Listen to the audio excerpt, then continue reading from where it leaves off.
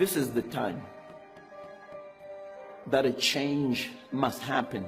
Quit standing on the sidelines and watching this flag fly. Pastor Evan Mawarire launched the campaign called This Flag in April, calling on Zimbabweans to stand up for the change they want to see. Since then, there have been repeated protests against how the government leaders are dealing with the failing economy, soaring unemployment and lack of pay for civil servants. Zimbabwe was hit by the largest nationwide strike in nearly 10 years last week. We've got a situation where the majority of our people are in poverty, there's rampant injustice, and there's massive corruption from our government officials.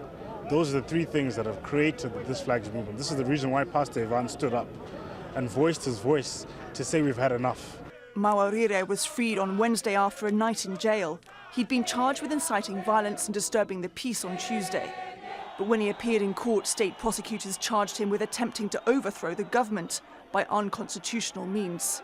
A judge ruled he should have been informed of the correct charge and so could be released. I want to thank all Zimbabweans because we are now united.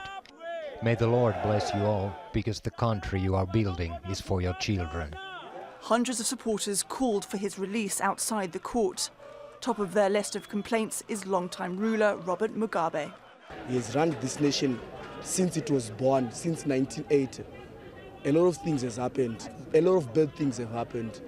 First, I want him to step down. He's actually failed us. We are the ones who voted for him to be in that office.